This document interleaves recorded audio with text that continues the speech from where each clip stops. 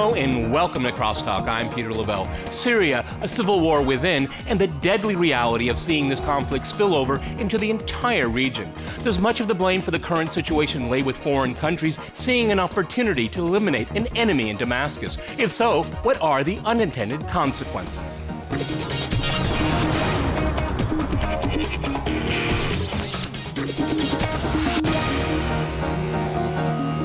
Crosstalk to Syria, Turkey, Tinderbox. I'm joined by Mark Aumann in London. He is a modern history lecturer at the University of Oxford. Also in London, we have Fadi Hahura. He is an expert on Turkey and an associate fellow at Chapman House. And in Tampa, we cross to Majid Rafizadeh. He is an Iranian-Syrian expert and visiting scholar at the University of California, Santa Barbara. Okay, Mark, if I can go to you first in London, we're told from Turkey the worst-case scenario is being played out. Of course, that means war between the two countries. How close are we to that? Or is that just rhetoric right now? Well, I think when you can say it's the worst, as we know from Shakespeare, the worst is not yet. And I'm afraid I think things could get a great deal worse. The illusion is perhaps that if a powerful military state like Turkey intervened, it would produce a collapse of the Assad regime quickly, and this would then produce peace. I'm not so sure that would happen. I think there are complications. Yes, the Turkish army and air force is much more powerful than a Syrian army that is sorely stretched fighting a rebellion.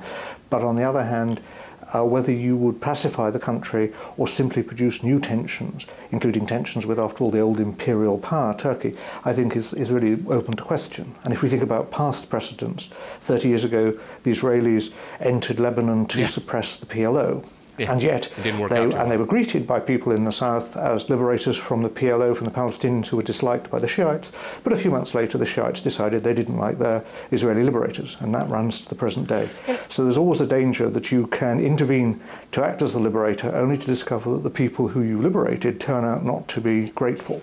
Okay, I'd like to talk about the NATO element a little bit later. Father, do you think that the Turks really want to go this far, or do you think that they're going to have their Western allies backing them up, okay? Empty rhetoric again, even though we do have shells going over the border. The Turkish public opinion, according to recent opinion polls, is increasingly against their government's Syria policy. At the same time, also, I think the Turkish government does not want to enter into the Syrian quagmire, at least, or get militarily involved, unless it's Washington, and principally here Washington, is behind them. And so far, we can see an incredible reticence in Washington not to get involved in the civil war in Syria. Okay, but Fadi, if I can stay with you, I mean, Turkey is very much involved in this civil war. It has an open border. We have people going back and forth. It's playing an active role in this civil war. There is no doubt that Turkey is involved. Turkey is hosting the Free Syrian Army. There are also reports that that money, weapons are being funneled through Turkey to the Syrian armed opposition. So Turkey is in the thick of things. Turkey has been trying to unify a very, very fragmented Syrian opposition, so far to little success. But sending troops, Turkish troops, over the border into Syria is a whole different dimension. Okay, Majid, if I go back to you in Tampa, do you think the Syrians want the Turks to blink? Because they know NATO doesn't really want to get involved in this, at least overtly. It's a bluff. Well, yeah, that's a good question, Peter. But let me just go back to your previous question. I would agree with your friend, with the other guest from Turkey. I think Syria is some sort of potential Vietnam for Turkey. I don't think Turkey would want to intervene in Syria militarily, for now at least, because intervening in Syria militarily would get Turkey sucked into Syria, sucked into a sectarian war in Syria, and that would backlash in Turkey because of the issue of the Kurds might rebel against Turkey, might unify with the Kurds in Syria.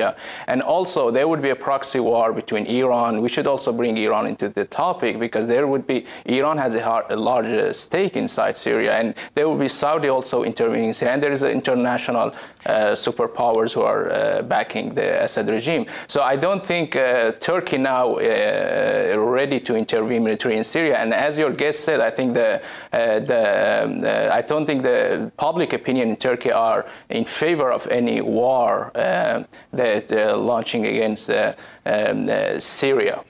Mark, how did we get to this point here in the broader picture? Because a year and a half ago, Turkey had almost an idyllic foreign policy. It didn't really have a lot of problems with a lot of people at all. Maybe the Kurds, but everybody else had a pretty reasonable foreign policy. Now it has the worst foreign policy in the region.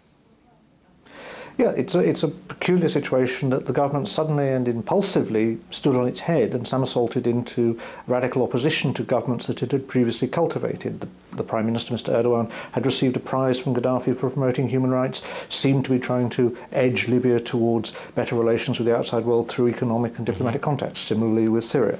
Then came this dramatic shift, and I think a big problem for the Turkish government is that it expected the wave of revolution to spread very quickly and largely peacefully. In a sense, what had happened in Tunisia and Egypt would carry on. We saw Libya took a long time to resolve, if it's resolved now.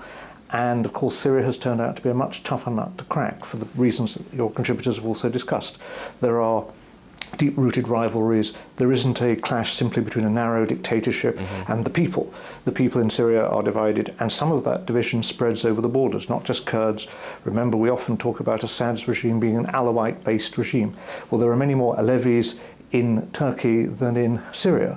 And one problem for the Turkish government, I think, is any intervention, any threat of intervention even, begins to bring to the surface sectarian divisions which really had been silent inside Turkey for 70 years. And so there is a danger that even inside Turkey itself, you begin to get a Sunni Alawi clash, you begin to clash. I want to talk about the sectarian differences a little bit later. Fadi, you know, the worst case scenario for me is that everyone's given up on Syria and now it is just a proxy war.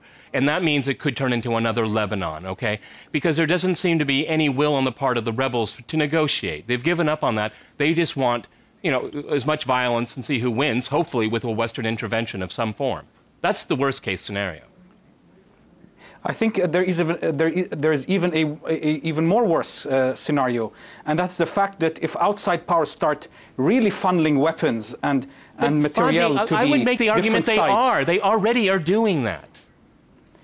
Still, it looks limited. But if, for example, Mitt Romney becomes president of the United States, and he stated yesterday very clearly that the United States will be actively, should he become president, he will be actively providing weapons to the Syrian Sunni armed groups, then things, I think, will get a lot worse, because then I don't think Moscow will be silent. They will be providing further weaponry or more sophisticated weaponry to the Assad regime. And similarly, Iran will not sit quiet, and perhaps even Iraq.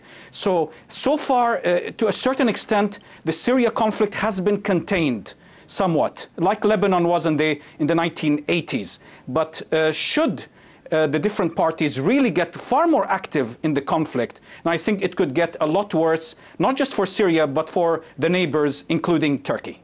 Okay, Majid, what do you think about that? Because there's a plethora of information that you have. The Saudis and the Kuwaitis, they're full blast, doing as much as they can to help the rebels, okay? Is it making the situation worse or better? I think I know your answer. Go ahead. Well, okay, Peter. Well, I think the Syrian case, I would argue that, Peter, it's very similar to Lebanon, but with Syria is very complicated, and the reason is that there are three concentric forces of conflict at the same time, simultaneously are working.